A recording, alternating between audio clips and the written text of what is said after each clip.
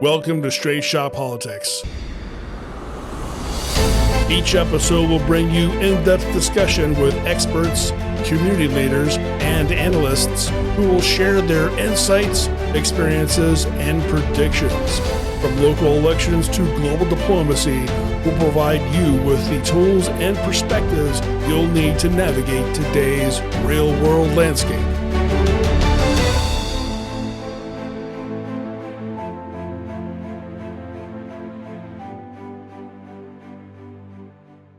Welcome to Straight Shot Politics. I'm Lisa Chafee. And I'm Josh Cease. I'm Michael Nash. Gentlemen, I'm so excited because we get to talk to Representative Gary Click, who represents Ohio House District 88, which is Fremont, Seneca area up north. And we also have Dr. Nikki Johnson, who is a pediatrician, a certified life coach, and a mom who works as a parent coach educator and as a health policy consultant. She's a board-certified pediatric critical care doctor. She has saved numerous children's lives, and through her work as an affirming reality parenting coach with Miss Gabrielle Clark, she continues working to save children's lives by helping parents guide them away from the clutches of the trans cult toward healthy adulthood. Thank you both for joining us. Thank you for having me. My pleasure to be with you. So, Gary, let's start with you because you have done so much in the last couple of years with getting some legislation passed, starting with the SAFE Act. Well, not starting with, that's just one of them, but that was a huge, huge bill that bans the transgendering medically with surgeries with pills for children under the age of 18. Thank you for doing that. Now you've introduced the Affirming Families Act. Tell us about that. That's House Bill 693, correct? Yeah, that's it. House Bill 693, Affirming Families First Act. And, you know, I thought we were kind of done when we passed the SAFE Act. And, you know, we had to override the governor's veto, but we got that done. Thought, okay, this is going to be good. We know it's going to go through the courts, and it's still sitting at the Supreme Court right now, but I'm very confident we'll get a good decision out of that. But I got a call a little over a year ago from a investigative journalist with the Daily Caller. Her name's Meg Brock. She does a fantastic job. And she said, hey, I've done some research here, and I'm looking for a quote. She actually texted me, and she said, or emailed. I don't even remember if it was text, email, or a call because I've talked to her so many times now. But she said, there's this thing going on in Cuyahoga County, and I'm writing an article, and I'd like to get a quote from you. And I said, well, give me the details. And she told me what was happening. And it was just flabbergasting. I couldn't believe that they were still doing this, even after the SAFE Act passed and was law. And essentially what they were doing is they received a lot of money. The Biden-Harris administration put out a $10 million grant. They were grant recipients. And they were screening every child that came into the Children's Services Program for their SOGI, and that stands for Sexual Orientation, Gender Identity Expression. And there was any child that comes in, and a child could come in for any reason, doesn't mean there's bad parents. Somebody might have reported them, or somebody might have said something, or there might have been a question. For whatever reason, if a child comes into their care, and not even their care, but if they just have an interaction, they screen that child for their sexual orientation and gender identity. Then they were taking and compiling a database of all of these kids' SOGI materials, SOGI expression, and they were also asking if the parents were affirmative. So just imagine this. Every child, and they had a script for it. There's every single child, they would say, well, Johnny, do you feel like a boy or do you feel like a girl? Well, Susie, do you like girls or do you like boys? And I will tell you, you know, if you ask any 5-year-old boy if he likes boys or girls, he's going to say boys because girls got cooties. Right. And all it was, now they're going to label them as gay.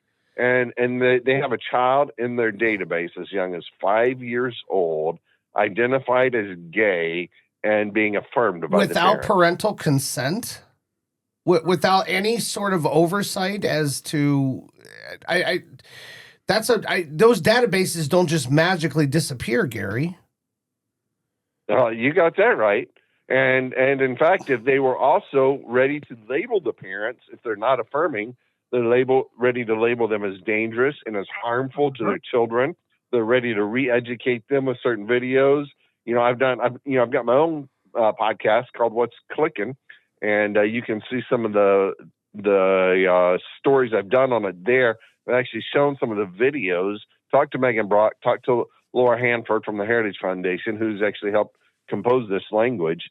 And she actually knows Sage. If you remember, Sage was pointed out at the President's State of the Union address, and Sage had been taken from her family because she was identifying as a boy. They took her from her parents. They put her in a boys' home. And what do you think happens to a girl in a boys' home? You can guess, and it did.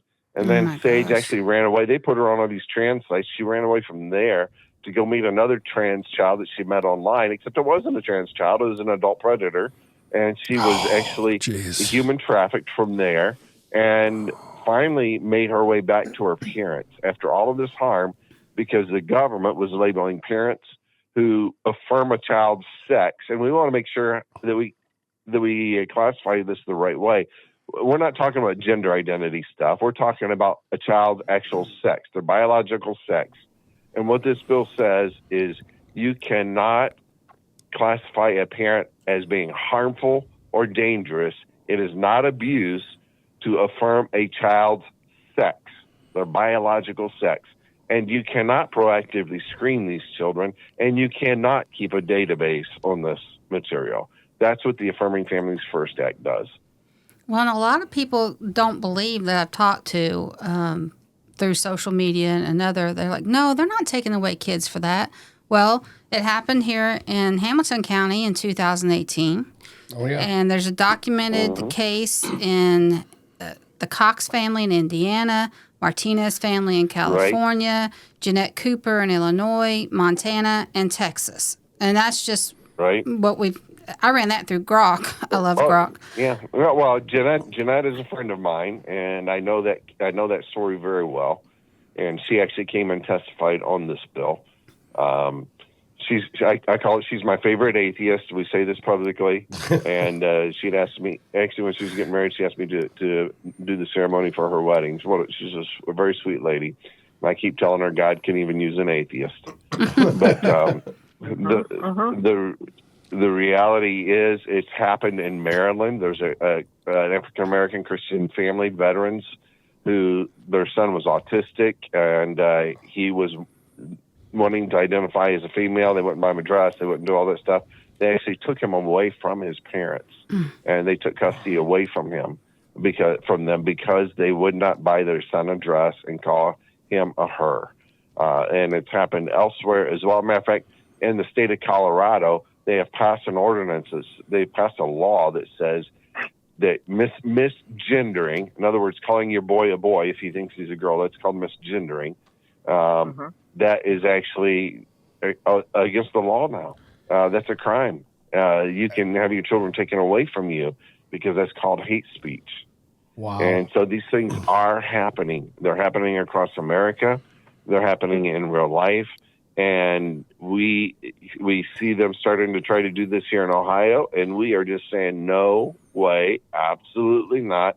And that was my quote to Megan when she first reached out to me. I said, here's what I'm going to tell you, is this is horribly wrong, and we will not tolerate it. The legislature will not sit idly by unless this happened in Ohio. So we began working hard on the legislation with them and with ADF. And we've crafted legislation that we think is bulletproof. And we've had sponsor testimony. We've had proponent testimony. Now we're waiting for opponent testimony, and hopefully we can get this out of the House soon over to the Senate, hopefully in May, so that we can get this thing done and passed in this legislature before we have to start all over again.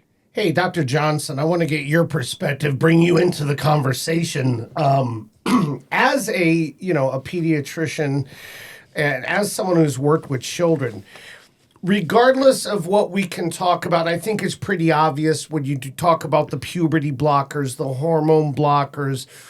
God forbid you get into the surgical aspect of it. But can you talk about the psychological aspect of what this does to the child is got to be almost in a certain way more traumatizing than the physical harm. It is the mental harm, because you're in a developmental age with these children, Dr. Johnson. Their brains are still growing at rapid levels, and you're sending them this propaganda and these mixed messages. And I look at it as a form of psychological torture, as child abuse. Can you explain, just from a medical standpoint, what this does to a young developing brain when it's pulled both directions, all sideways, and just it doesn't have time to develop on its own? Awesome question. First of all, look, I could talk about this all day, and Representative Click, I am so embarrassed that I have not met you yet. I've been working on this issue for a really long time. My favorite atheist is Gab Clark. She is the founder of Affirming Reality, the parent coaching program that I work with. She's lives in, and she's out of Texas. She assisted her own daughter, developed this program. It's like a 12-step program that walks parents through to help them guide their children away from this. Because we believe this is fully indoctrination, and without the affirmation from our society, these kids wouldn't continue to be indoctrinated and go through this process. And what you're describing, what the social workers are doing, are exactly that. They are going through a process of indoctrination and then affirming something that is a false identity. But to answer your question about, I started working with her a little over a year ago, and I started learning her program. We're writing a book right now on how this works. And today, this very day, was my very first family walkthrough from beginning to end that we actually got their child to desist. And it's just the parents, that parents could actually do it. And so we absolutely are excited about this bill because we are seeing this happen in every state, include red states like Ohio. We are not shocked that this stuff is still going on, because as much as we can medically prevent children from going through that physical harm from all of this, we cannot undo the indoctrination piece without tackling the cultural component, and that starts in the home. But what is the harm? What is the actual harm? Let's talk about terminology first. So the part where you convince a child that they can reject their sex, because that's exactly what this is. You are right to point that out, Representative Click, that this is we're talking about sex. This gender word identity nonsense is stuff that they use to try and trick our minds. If you convince a child to reject their sex, you are absolutely psychologically manipulating them. So that is harmful. But this is called social transitioning. You are taking them through a path that will make them dress a different way, believe they're a different, a different person than who they actually are. Little kids are given prosthetics to put in their underwear. Little girls, prosthetic penises are put in their underwear to make them, have a bulge and look like they have a penis. Little pubertal girls who have breast buds are given binders by these organizations and social workers to bind their chest. So there's a physical harm even with the social transition component. But in addition to the mental just confusion and manipulation that you are taking them through, this is completely interfering with normal development that children go through typically in their preschool age. It's normal for a child to have fantasies about being, a girl being their dad. My daughter, when she was in preschool and in kindergarten, wanted to, when it was a dress-up day, she wanted to dress up like her dad and wear a tuxedo for dress-up. And we let her do it. We let her put on a tuxedo. I put a big purple bow to match her bow tie in there, because she wanted to be like dad. She was mimicking dad. That's normal. That's normal. And then she wore a pink tutu the next day. So it's normal for kids to go through this role playing and fantasy and things like that. But once they get beyond that stage towards adolescence and puberty, those fantasies become a little bit more realistic in life, and they don't want to become things that's impossible for them to become. So when you start introducing ideas early on in them, and you're lying and you're manipulating them, and that is going to permanently psychologically damage them later on when they find out the absolute truth. And we have a case study, Mr. John Money, who tried to convince a family that their child who had a botched circumcision was a boy.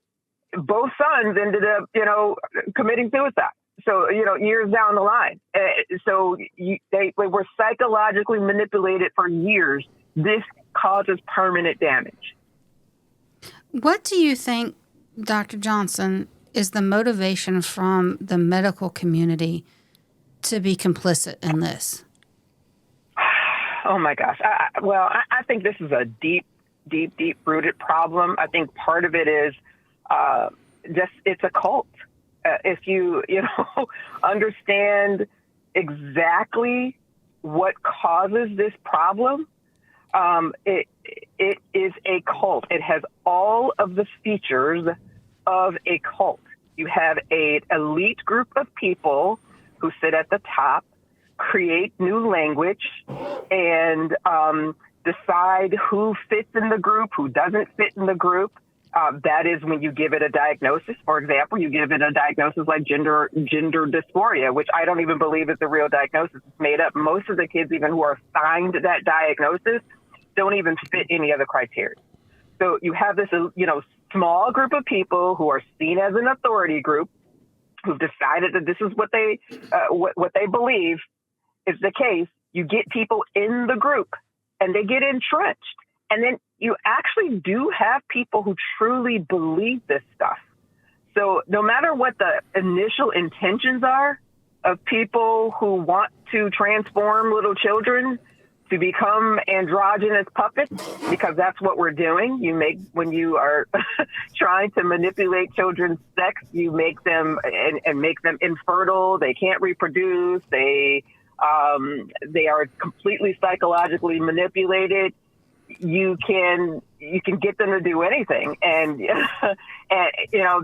there's so many ties to this. There is a Marxist wing that's tied to the transgender cult as well. A lot of them don't even support the medical hormones and the surgeries because they believe that is participating in capitalism and making people rich off of that piece of it. They just want to socially transform people into, it's a huge mind control thing. And once you're in it and you're a part of it, it's hard to get out of it, just like any other cult. So I honestly don't know what the full motivations for some of the people are. Some of the people who are already in it and indoctrinated just want more people to conform and be like them. I personally think, as a Christian, that it's all evil and demonic. That's just how I view it. Aside from that, I don't have a great explanation about why someone would want to do this. It's all harmful. So why would you want to harm children? Well, that kind of leads me into what I was. Evil. That kind of leads me into what I wanted to ask Representative Click. So, what kind of opposition? What is the opposition saying? People who are pushing back against this. What is their mental gymnastics here to explain how something that seems so on the surface, common damn sense, what are the people who are coming out against you on this trying to say, and what are you being accused of? Well, I can just talk to you about, our committee hearing when we gave testimony in that, and the whole thing was, do trans people exist? And they believe that actually believe there's 3, 4, 5, 25, 95, 105, whatever, that many sexes. They think there's an infinite number of sexes. There's only 2. There's only male and female. That's it. There are people with disorders of sexual development. That's not a third, fourth, or fifth sex. That is a disorder, and those are good people. They they deserve all the treatment and kindness, care, and compassion that they receive. But they believe that it's sex is a spectrum. It's not. Sex is binary. And they want to play God, and they want to. It really is a rebellion against God, because they say, God made them male and female. And they say, well, we can add to that, and we can play God, and we can do our own thing, and they want to have control, and so they want to determine all of this stuff, and it's a very anti-family behavior that they have, and then they also don't like. There's part of the terminology in there is about parental alienation, and they don't like that phrase of parental alienation because they don't like parents.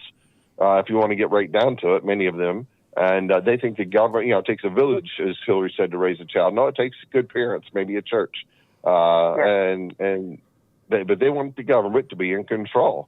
They want the government to tell you how to raise your children, and I'm just not having any of it. And so they want to put the government in control, and we're just simply saying, no, you stay out of it. Let parents. And here's the reality of it, is when we passed the SAFE Act, we just said you cannot medically harm your child. What we did not say, and they kept trying to accuse us of saying, is that they could not socially transition their child.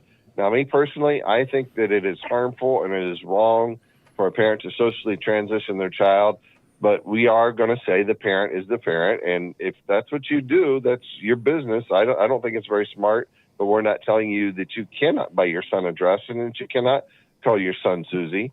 I think it's a mistake, but that's too much government to get in and say that. But on the other hand, they want to tell us that we have to. And they want to attack our religion and our faith and tell us our faith is wrong.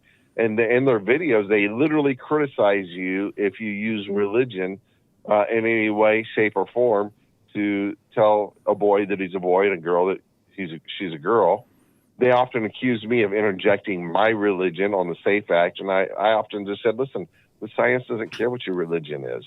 My religion and my science and the science actually happen to correspond, but really the science and religion, science does not care what your religion is. Boys are boys, girls are girls. You can be an atheist like your good friend or an atheist like my good friend Jeanette, and the science still says the same thing. Yeah. Well, I want to piggyback a little bit too on this too. I think the breaking up of the families is definitely a key part of this, and that is part of the Marxism that's coming through. Right. And I 100% agree with you on the disorders of sexual development. Those are extremely rare, but they are still identified as either female or male. So even when they have any of those disorders, so that's that's all false. Right. And the whole term intersex that they created to confuse people as well is in there. But I want to push back a little bit on the social transition. I'm a conservative as well, and I don't believe government should be forcing parents to do things, because I think we get into the slippery slope if we say you can't take parents. You can't take kids away from their parents and everything. We can't kind of reverse the same thing. But I do want to be clear that people understand that social transition also involves physical harm. The binders are physically harming. The male prosthetics are physically harming. So that is a concern. So, you have to draw the line at, if you call your kid whatever you want to call your kid, let them dress up with whatever they want to dress up in. But when you start introducing things that make them conform to another sex, that is physically traumatizing them, especially if you're forcing it on them. And that's not something we should be allowing either. Well, what I find interesting... I think we're on the same page. Yeah. I find interesting, one is the fact that 80 to 85% of children who started down the transgender path actually stopped and desisted. And a lot of those individuals, like Chloe Cole, God bless her, they're speaking out now, and they're being treated horrifically by their former community. But the other part of it is, it's so multifaceted. I don't think you can pinpoint where this all actually started. But Gays Against Groomers, who I call the normal gays, and they are actually now calling themselves that, the normal gays, have been speaking out against this. And I think there's confusion too. We see people like Jeffrey Marsh, who's on all over Twitter and other social media. He's a man. He still has facial hair, but he does wear the makeup and he does wear women's clothes. And he's actually talking to children. Oh, he's a predator. He's a total predator, but he is not transgender. He is an autogynephile. What the? Which means autogynophile. And Dr. Johnson, you might be able to explain this here, aren't we? We're making up words. But basically, it's a man. Those are males who actually are attracted to the idea of being a female. And so, and I also want to push back on the 85% number. So that number came from a small, the cohort out of the Tavistock Clinic in the UK, where they were actually transitioning kids, and they really didn't do a ton of follow-up. But these were kids who are already in the program, and so this is a small group that eventually later, desisted. But the work that I do, I am very much against the idea that children will just outgrow this on their own. They need to be actively desisted.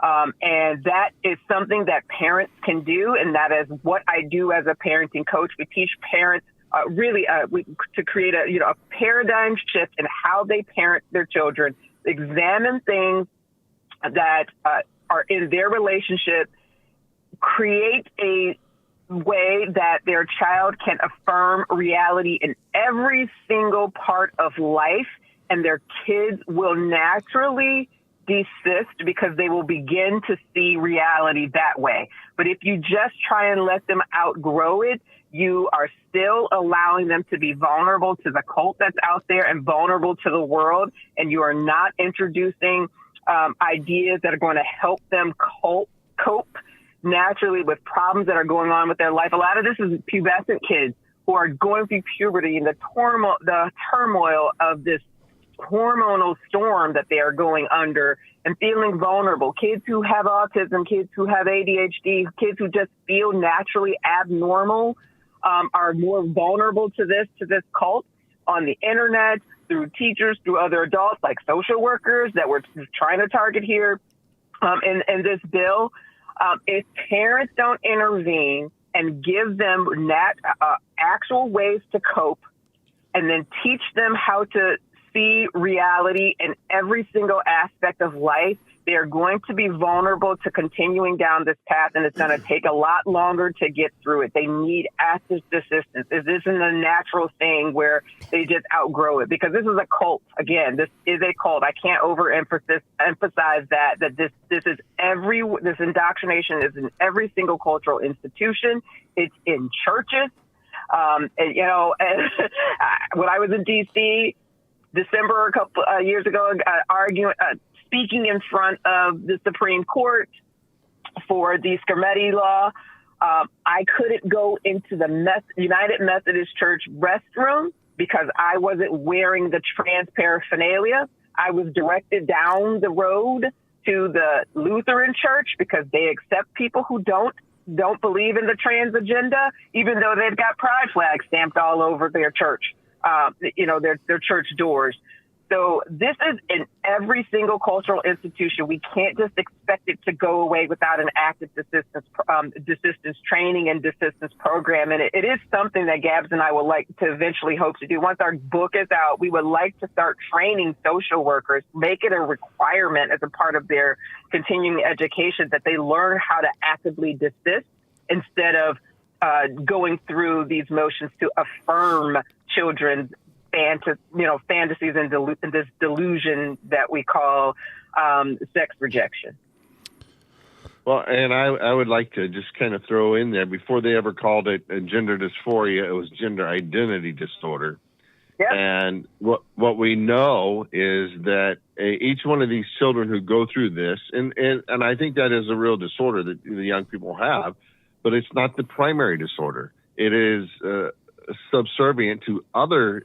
Each of these children has up to 4 different comorbidities.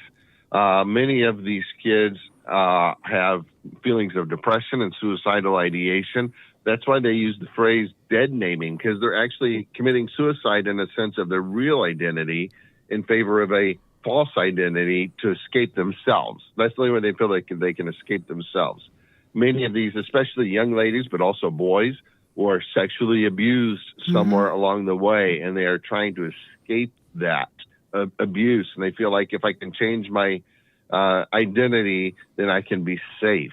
And then, just so many other disorders that they might have. Prisha Mosley had an eating disorder prior to this, along with a few other disorders that they knew about, but they totally ignored. And so I think the gender identity disorder, gender dysphoria, whatever they want to call it, is a symptom of a greater problem. And if you deal with the root problem, then that gender confusion will dissipate and go away. So I don't think gender disorder is really a true diagnosis. I'm really having a problem with that, because most of the kids who actually get labeled with whatever the diagnosis name is, the DSM-4, 5, 6, whatever criteria they give it, most of these kids that are getting put on hormones don't fit any of these diagnoses. I think it's just a term that they're giving to legitimize this movement. It is all indoctrination. You are forcing children to believe this. Just like in your stories that you're telling us, these social workers are asking kids what their sexual preference is, what their sexuality is, whether they feel like they're a girl or a boy. They are actually introducing the idea. These kids don't have gender dysphoria. They're telling them they have a problem. Most of these kids don't have a problem. Some of these other diagnoses, yes, are comorbid, but they make kids a little bit more vulnerable to believing that they can be rejecting their sex and get labeled with this diagnosis. Absolutely. I agree with you that those are, they get labeled as comorbidities because now we've given this a true diagnosis. And I think that's a false problem as well, that we've presented. We are pathologizing normal pubertal problems that kids are going through. And I'm feeling uncomfortable in my body with these raging hormones. My breast buds are coming in. One's asymmetrical. My feet are floppy. My voice is cracking. I'm abnormal compared to the rest of my peers. So something must be wrong with me. Now somebody is going to give it a name. And I think that's what we're doing, and we're doing that wrong. I don't even use the term gender dysphoria anymore. I use sex rejection, because that's exactly what this is. And that makes it a cultural problem. It is not to me, it's not even a psychiatric diagnosis. There's nothing organic that's causing it at all. It is all social, and cultural indoctrination that's calling it. And then people are affirming it. You have this. Yes, you have this. And then giving it a means to say, this, now you need to be treated. Most of these kids do not need to be treated. There's nothing wrong with them. They need their parents to step in and affirm reality by letting them see what the world actually is, and then teaching them how to cope with those problems. So besides the parents coming in and providing that reality, as a non-parent myself, I wanted to ask, what can non-parents provide? Let's say, for example, if someone of the family is an innocent bystander or innocent witness or something like this, and they kind of see this happening in the family unit, right? What can non-parents do to help besides the obvious, providing that lead lobotomy to the indoctrinators sort of thing? You know what I mean? Yeah. Well, I think it's a couple of things. If you are a close friend, and this is happening to, your friend's kid or relative's kid, definitely you don't want to be hostile. Don't even talk about the trans issue.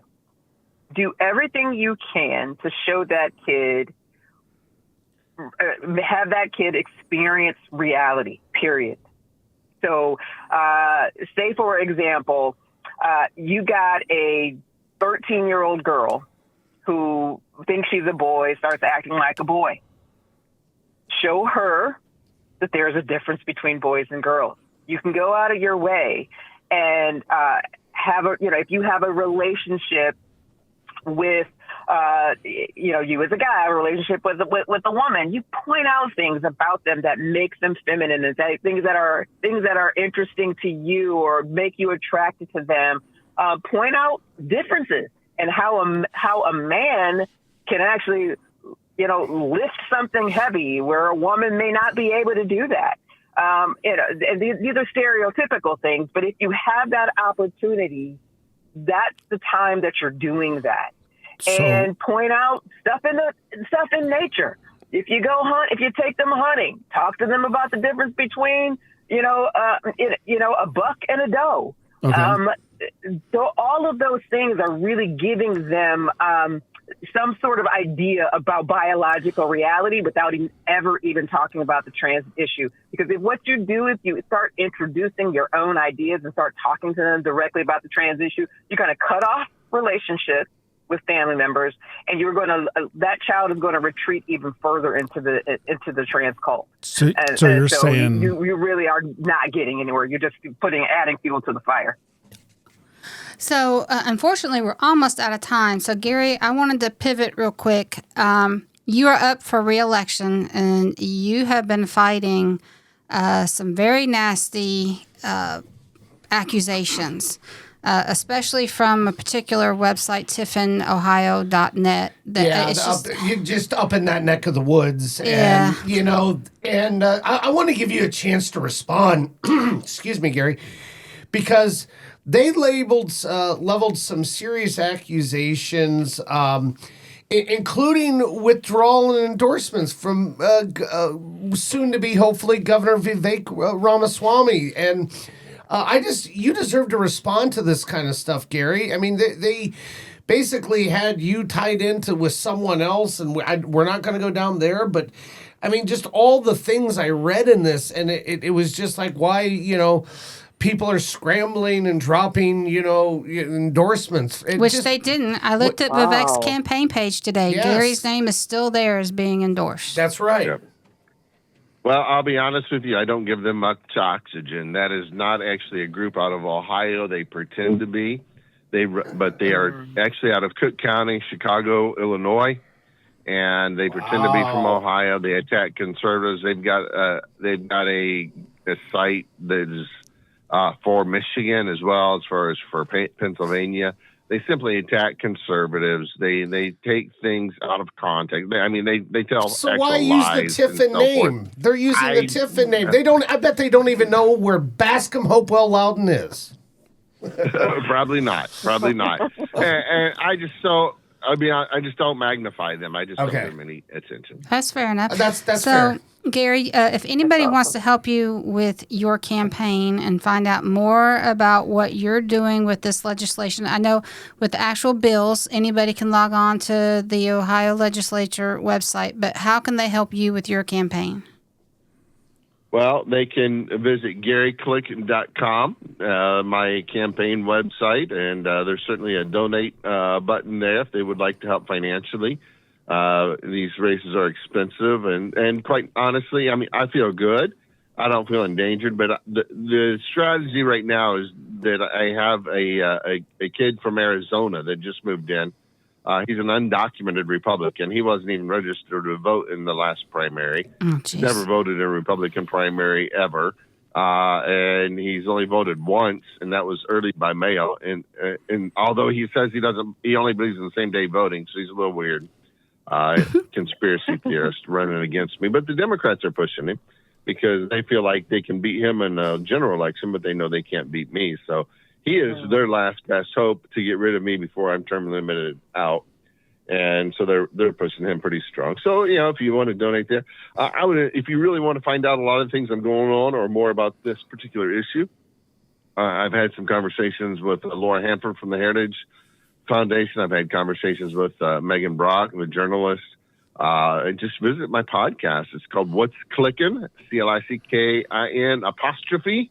What's Clickin', and that's on Spotify, YouTube, and Apple Podcasts. So you can find out a little bit more about this and many other pieces of legislation that I'm working on. I gotta say, for any parent out there listening, I think this was a fabulously interesting and on some levels disturbing conversation that we had to have tonight. And I just want to thank you both for all your time and your expertise. And Dr. Johnson, thanks again. I know you'll be. How about we have you back on when the book's out? How about that? Yeah, and tell us. That's fantastic. Before I hang up though, Representative Click, thank you so much for what you're doing. I am just so. I'm the first bill, the SAFE Act was awesome. This one I think is awesome too, and I do hope that people will call their senators and get this pushed through the Senate as well. On top of it, so I appreciate everything that you're doing. This is awesome. So if we can connect in a way too, that after this, at some point, I'd love to do that too. And we can talk I would love to. Yeah. I would be so honored, and thank you for the work you did on Scrimeti. That's affecting us here in Ohio. As you know, the SAFE Act, they're being challenged on the Ohio. Yes. We're being challenged on the Ohio Constitution, but Scrimeti, the Scrimeti decision still helps us so much. And your work and your expertise and just adding your knowledge to this whole issue is just so vital. It's really is a teamwork. It takes so many people. You know, I'm a pastor and a legislator, and I had to read so many books from so many people who know more of the science than I do. But we work together collaboratively, synergistically as a team to get the word out and to get the job done. So we're all partners in this, and thank you for your role. So Dr. Johnson. And if any parents need help, affirmingreality.com, they can schedule a free consultation with us that will help parents directly who are having this problem and need to get their children out of the cold. Thank you both so much for your time. This has been Straight Shot Politics.